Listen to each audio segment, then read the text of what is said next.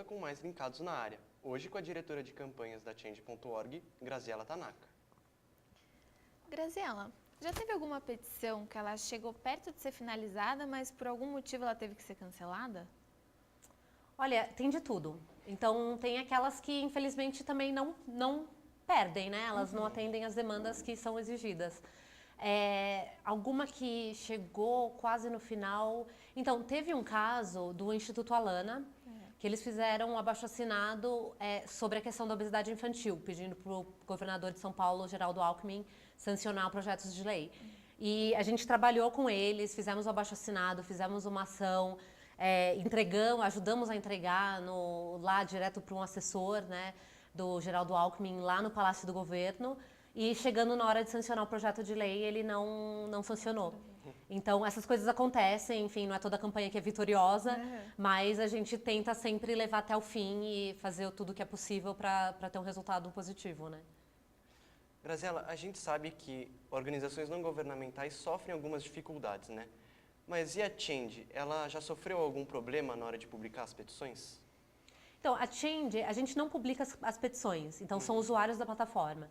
Então, a gente se considera, né, a gente usa muito a analogia ao YouTube, então somos o YouTube das petições. Então, não tem como a Change moderar todos os abaixo-assinados criados. Mas isso é bom, porque garante a livre expressão de qualquer um que queira iniciar um abaixo-assinado. Claro que se tiver alguma coisa violenta ou que incite o ódio, nós somos obrigados a remover. Mas não é critério da equipe decidir o que é relevante ou não, ou o que é válido como abaixo-assinado ou não. Então, a internet tende a ter um filtro natural, então tudo que é bom, ele repercute e tudo que é ruim, ele cai no buraco negro. Então, se tem alguma coisa que seja realmente ofensivo e muito ruim, ele cai no esquecimento e a gente não precisa fazer nada com isso. Já aconteceu alguma vez isso? Olha, é porque realmente tem de tudo, né? Tem aquelas pessoas que entram na plataforma, escrevem, né, qualquer besteira.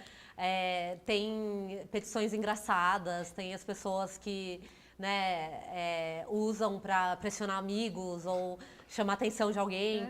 Então, nem todas são políticas, mas isso a gente acha que é bom. Por exemplo, as bandas usam muito fã-clubes. Então, tem uma que quer que o One Direction vá para Porto Alegre. Isso tem de monte, de games, tem um monte. Então, direito do consumidor, meio ambiente, é de tudo mesmo, né? Não é todas, assim, questão de corrupção ou de política nacional.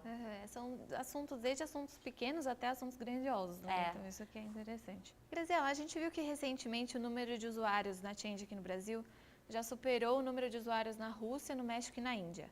Você acha que o brasileiro ele é mais ligado a esses assuntos sociais? Eu acho. O brasileiro, como vocês devem saber, é heavy user, né, da internet. Então, ele passa mais horas, a média de horas na internet é top de todos os países do mundo, né? Então, o Brasil, a gente já chegou com força. A gente chegou com 200 mil usuários antes de ter a plataforma em português. E desde lá, a gente já tem 850 mil usuários. Então, quadruplicou em menos de um ano. Então, a nossa perspectiva também é de chegar a 1 milhão em pouco tempo. E isso mostra que o brasileiro não só ele é conectado, ele é engajado, ele presta atenção nas notícias. Eu acho que toda semana tem um momento viral no Brasil. Teve a questão do Feliciano, tem muitas questões políticas. Então a gente ouve muito falar, o brasileiro é apático, ele não se manifesta.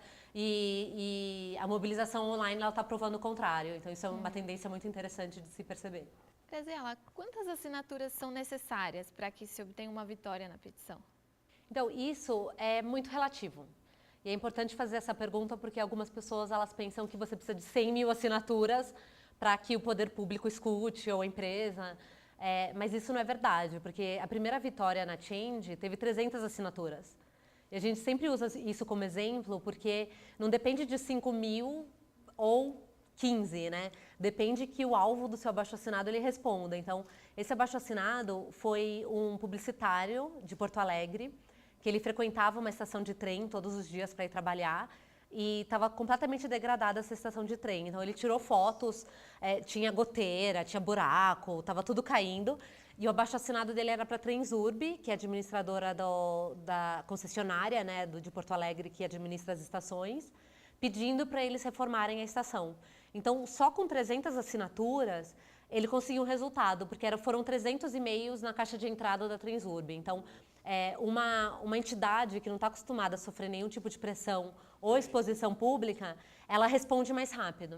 A gente tem uma perguntinha no Twitter com a Rafaela agora. A @lucavalcante está perguntando em quais situações as petições devem ser anônimas.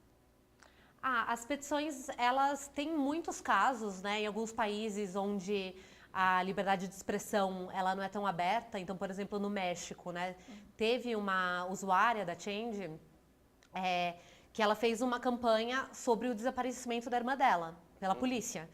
Então, se você está lidando com um país que ele tem muita violência, principalmente policial, muita corrupção, e as pessoas não se sentem seguras em colocar um nome no abaixo-assinado, elas podem fazer isso anonimamente, né?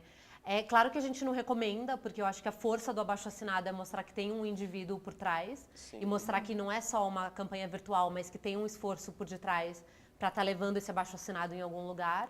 Mas a gente reconhece que existem casos que realmente é preciso ter o anonimato, né? Pela própria segurança das pessoas. Sim, exatamente. Bom, encerramos aqui mais um bloco do Linkados na Área, hoje com Graziela Tanaka, diretora de campanhas da Change.org. Fique ligado.